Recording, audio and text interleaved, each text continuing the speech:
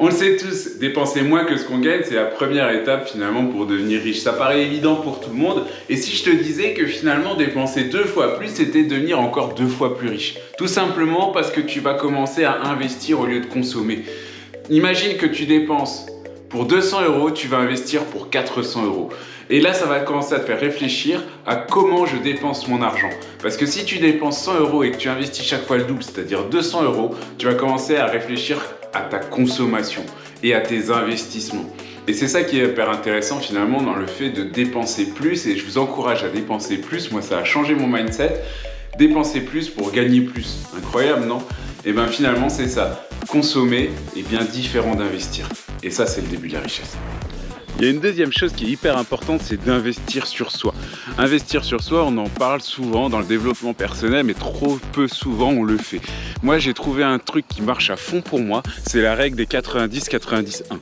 Qu'est-ce que ça veut dire? Comment ça fonctionne?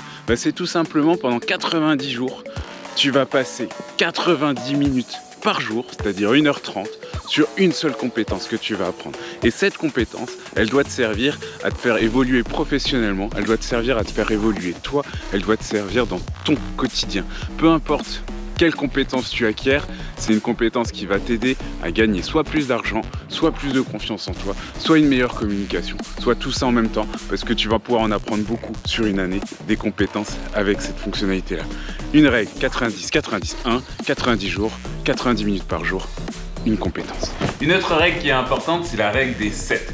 Quand tu vas répondre à un message, quand tu vas répondre à un email, c'est la règle des 7 qui doit entrer en compte. C'est-à-dire 7 secondes, si c'est un message qui demande ton attention, qui a de l'importance, c'est un proche, c'est une urgence, tu vas répondre immédiatement. 7 minutes, un message qui a peut-être pas besoin d'être réfléchi, mais où tu vas prendre un petit peu plus de temps, où tu vas pas pouvoir répondre tout de suite. 7 heures, des messages plus stratégiques, qui vont être pour des clients, pour des personnes, tu vas devoir poser, tu vas avoir des emails à rédiger, tu vas peut-être le relire, ou tu vas prendre le temps d'y répondre parce que tu veux pas répondre sur l'instant avec l'humeur du moment aussi. Ou alors tout simplement ce sont des messages où tu ne peux pas répondre tout de suite et que tu es en voyage ou que tu veux prendre le temps tranquillement d'y répondre. Enfin 7 jours. 7 jours parce que effectivement là tu es pas seulement en déplacement mais tu es en voyage, tu es allé en vacances, tu as envie d'être tranquille, tu vas prendre le temps d'y répondre, tu vas construire ton mail. Ou alors c'est tout simplement aussi que c'est des messages qui sont moins importants et finalement tu t'en fiches un peu. Et plus de 7 jours, finalement on s'en fout complètement, c'est pas des personnes qui ont de l'importance et tu vas rédiger un mail ou un message parce que il est temps de le faire.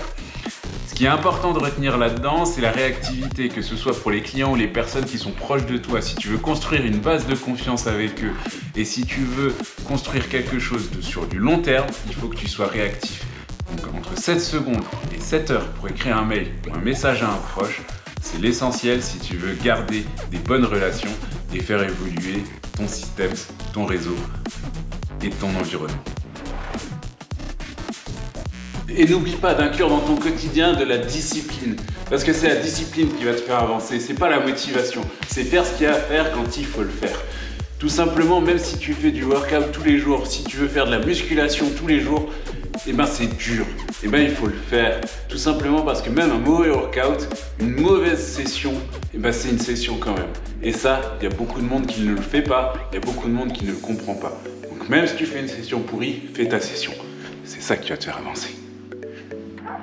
Tout ça, c'est mon expérience. Si ça peut t'aider, prends-le, mais surtout fais ce qui marche pour toi. Teste des trucs, essaye, avance. Même si c'est nul, même si c'est un échec, ça te servira pour la suite. Et surtout, applique ce qui marche pour toi.